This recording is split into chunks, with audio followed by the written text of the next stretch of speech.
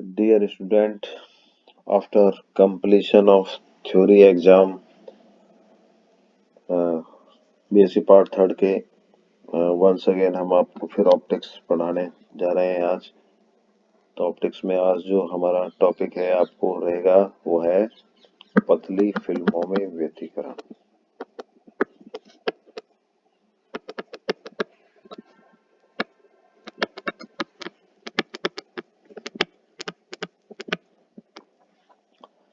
तो important topic है ये। तो पहली बात, पतली फिल्म। पतली फिल्म क्या होती है? तो देखिए, पतली फिल्म का मैं उदाहरण जैसे आपको बताता हूँ। एक तो मैं पहले तो ये बता देता हूँ कि पानी की सतह, जैसे पानी की सतह पर हम क्या करते हैं, 2-3 बूंद ऑयल टपका देते हैं, तो पानी की सतह पर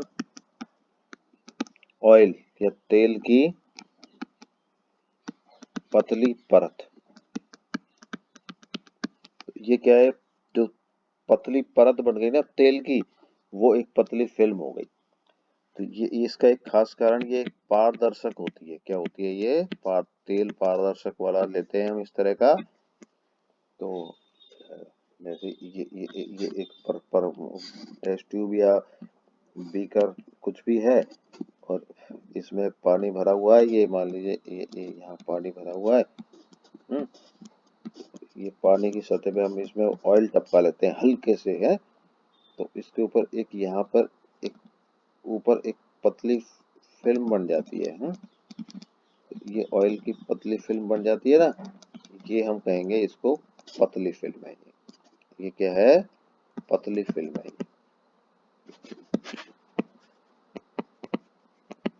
तो एक तो ये, दूसरा एक उदाहरण जैसे मैं बताता हूँ कि जैसे हम साबुन का घोल होता है ना, साबुन को पानी में डालते हैं, तो साबुन का पानी में घोल से जो बुलबुला की सतह होती है, साबुन के पानी में घोल से बना बुलबुला,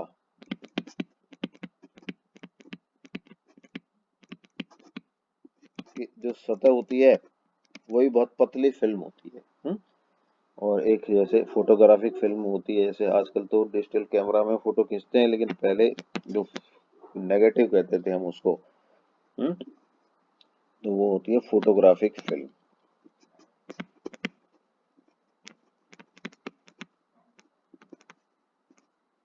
तो ये एक पतली फिल्मों के उदाहरण है। बहुत बार देखा होगा हमने, जैसे कई बार हम बरसात हो जाती है, बारिश के मौसम में सड़कों पे गड्ढों में पानी भर जाता है, और कहीं उसमें किसी व्हीकल वगैरह से ऑयल टपक जाता है, तो उसमें ये फिल्म सी कई बार बन जाती है। तो अब हम उस फिल्म में व्यतिकरण पढ़ेंगे।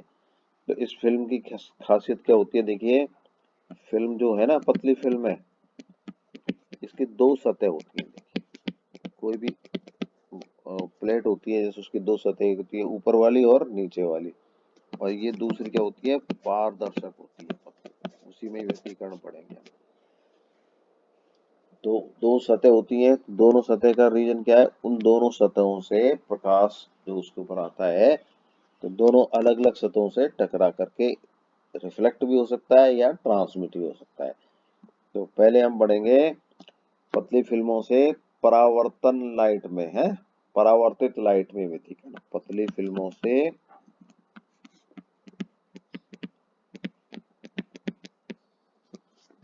परावर्तित लाइट में, कौन सी लाइट में? परावर्तित प्रकाश में व्यतिकरण। ये है हमारे टॉपिक का नाम, परावर्तित प्रकाश। तो अब मैं देखिए आपको एक पतली फिल्म का एक सिंपल सा, यहाँ पर हम मानते हैं जो फिल्म है वो कांस्टेंट मोटाई की है। फिल्म कैसी है? समान मोटाई की है। ये मैं चित्र बना देता, फिगर बना देता हूँ। ये मान लीजिए ये एक फिल्म है। ये फिल्म है, ये जैसे वाटर के ऊपर ऑयल की सतह है ये। तो इसकी दो सतह हो गई, एक तो सतह ये हो गई ऊपर वाली सतह और एक हो गई ये नीचे सतह। नीचे वाली सतह ये पानी के ऊपर बनी हुई है, पानी के साथ कांटेक्ट में है नीचे वाली सतह, और ऊपर वाली सतह हवा के साथ कांटेक्ट में है। तो हमको कोई मतलब नहीं, हम ये मानते हैं यहाँ पर एक मीडियम है, यहाँ दूसरा मीडियम है और यहाँ तीसरा मीडियम है। हम ये मान लेते हैं यहाँ और यहाँ सेम मीडियम है। ये फोटोग्राफी फिल्म की तरह मान सकते हैं। तो यहाँ पर मीडियम हवा है तो म्यू बराबर 1 मान लेते हैं, और यहाँ भी मीडियम ये म्यू बराबर 1 है, और इसका मीडियम है म्यू है इसका। ये अपवर्तनांक है फिल्म के पदार्थ का अपवर्तनांक। तो फिल्म के पदार्थ का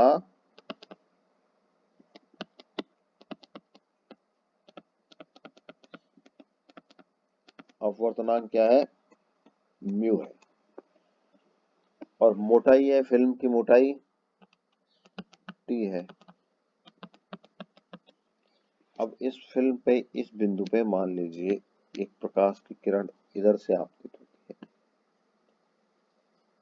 ये प्रकाश की किरण ये आपतित हो रही है, आ रही है प्रकाश की किरण। तो ये फिल्म मान लीजिए इधर ए बिंदु पर आ रही है, ये किस बिंदु पर आ रही है? ए बिंदु पर आ रही है। तो ये फिल्म है। अब ए बिंदु से टकरा करके देखिए प्रकाश दो भाग होती है। एक तो प्रकाश का कुछ भाग इस वापस परावर्तित किरण की तरह आ जाता है, ये किरण R1, और इसका दूसरा भाग हम जानते हैं ना अपवर्तन, तो ये अविलंब है। ये क्या है? अविलंब है। तो ये अविलंब की ओर झुक करके इधर आ जाता है। तो ये तो हुई परावर्तित किरण,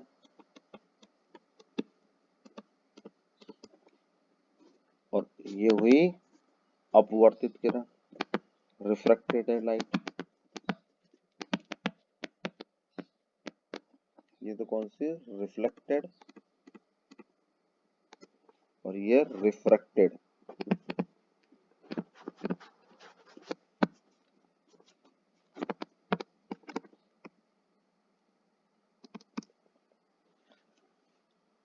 तो ये मान लीजिए यहाँ बी पर आ जाता है, ये R1 साइड में ये उधर टकरा जाता है, तो ये बी पर आ गया। अब बी पर फिर क्या होता है? देखिए यहाँ पर इस सतह पर फिर ये यूं समझ लीजिए इस इधर की तरफ से एक किरण आ रही है, और इस इंटरफेस पर दो जगह जहाँ मीडियम चेंज होता है ना, उसे इंटरफेस कहते हैं, उस पर आती है। तो फिर यहाँ इस बार फिर इसका अपवर्तन और परावर्तन होता है, तो ये इधर की तरफ परावर्तित हो जाती है, ये इसी मीडियम में।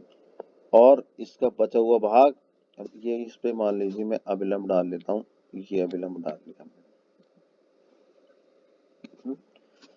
तो ये अविलंब डाल लिया। अब ये अविलंब, ये मीडियम है, देखिए यहाँ एयर मीडियम है ना, तो ये जो रे इधर से आ रही है फिल्म के या सघन माध्यम से, और ये इधर की तरफ विरल माध्यम है, हवा का मीडियम, तो ये फिर इधर चली जाएगी। इसे हम कहते हैं ट्रांसमिटेड रेट या निर्गत किरण। इसे हम क्या कहते हैं? निर्गत किरण।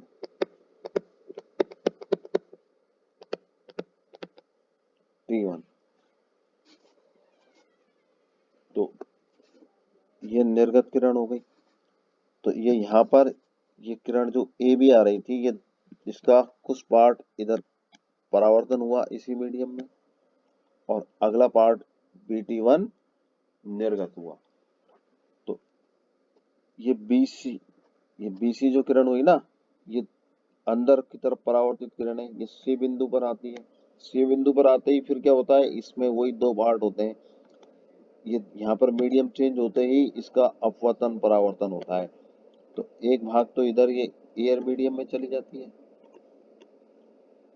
और दूसरा पार्ट इसका अंदर इंटरनल रिफ्लेक्ट हो जाता है। और यहाँ पर फिर इसका इसी तरह होते हैं, एक भाग इधर निकल जाता है और एक भाग परावर्तित होकर के ऐसे रहता है। तो हम कहते हैं एक किरण आती है और उससे हमको ये दूसरी किरण परावर्तित है, ये दूसरी किरण अपवर्तित है, तो बहुत सारी परावर्तित किरण मिलती हैं R1 R2 R3। ये क्या है, इंटरनल रिफ्लेक्टेड होते जाएंगे और बाहर निकलती जाएगी हर बार, और T1 T2 ये सब निर्गत किरण मिलती है। तो सारी परावर्तित किरण आपस में मिलती हैं और व्यतिकरण करती हैं। तो सभी परावर्तित किरण क्या करती हैं,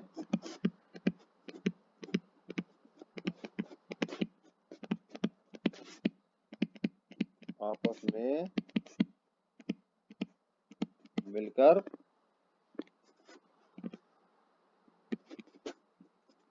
इंटरफ्रेंस करती हैं। क्या करती हैं, व्यतिकरण उत्पन्न करती हैं।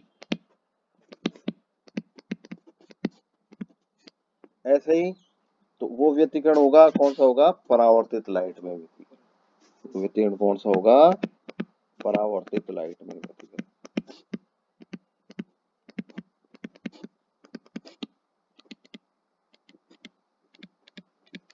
इसी प्रकार समस्त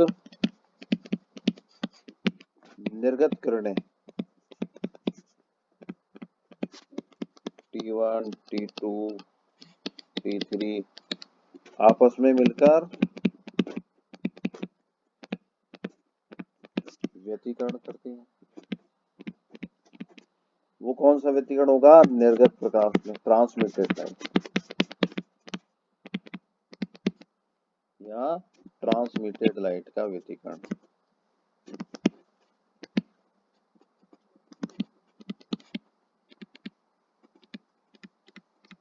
तो दो प्रकार का व्यतिकरण होता है पतली फिल्मों से, एक परावर्तित प्रकाश का व्यतिकरण या रिफ्लेक्टेड लाइट का व्यतिकरण,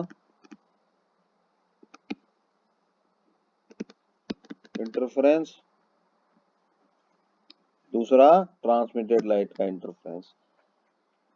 तो दो प्रकार के व्यतिकरणों में से एक व्यतिकरण अगर हम पढ़ा रहे हैं, ये परावर्तित प्रकाश के व्यतिकरण, फिर हम निर्गत प्रकाश के व्यतिकरण भी पढ़ाएंगे। तो अब हम इस फिगर को एक बार फिर बना लेते हैं और हम सिर्फ दो किरणों को ही काम मिलेंगे। ये वो हमारा पतली फिल्म है और ये पतली फिल्म पर ये लाइट आ रही है, ए बिंदु पर लाइट आती है, ए बिंदु पर लाइट आकर के ये इधर की तरफ निर्गत हो जाती है। और ये देखिए, ये एंगल ऑफ इंसिडेंट है आपतन कोण आई, और ये कोण है आर, अपवर्तन कोण। यहाँ पर फिर वही होता है, यहाँ पर फिर वही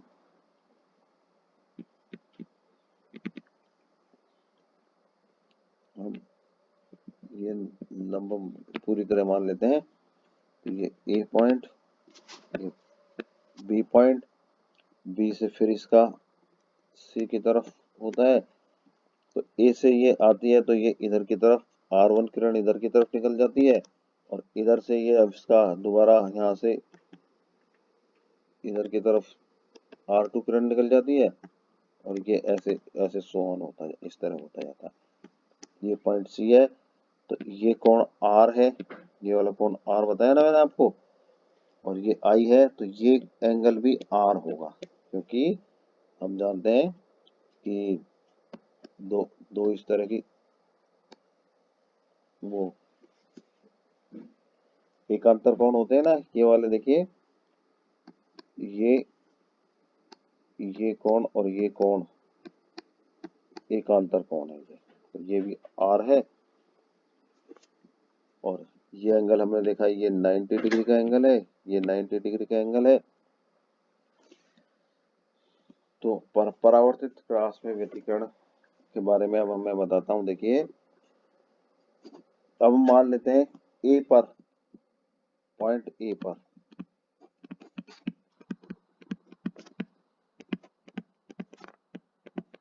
दो भागों में विभक्त होती है।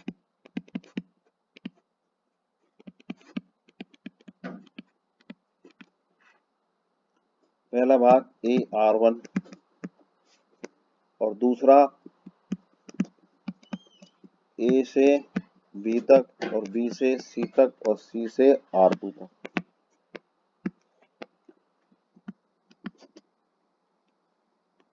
अब हमको क्या निकालना है, दोनों पार्ट्स में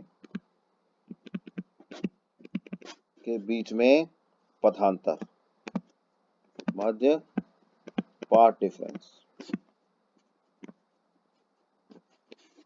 पथांतर निकालना। जब ये पथांतर लैम्बडा एन लैम्बडा के बराबर होगा तो व्यतिकरण संपोषी होगा, और पथांतर एन प्लस हाफ लैम्बडा के बराबर होगा तो ये विनाशी व्यतिकरण होगा। हम शर्त जानते हैं। तो अब हम क्या करें, देखिए C से AR2 पर क्या करते हैं, C से AR2 पर लंब डालते हैं। और वो कौन सा लंब डालते हैं, C के क्या हो गया, देखिए C से AR पर इस पे मैंने लंब डाला,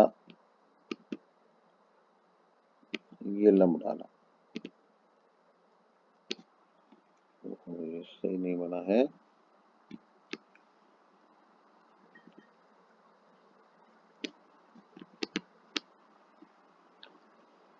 तो ये एंगल 90 डिग्री का है और ये एंगल भी 90 डिग्री का है। हम इसका मोटाई जानते हैं, इस पॉइंट को मैं N मान लेता हूँ। ये कौन सा पॉइंट है, N पॉइंट है। तो BN इसकी मोटाई है T,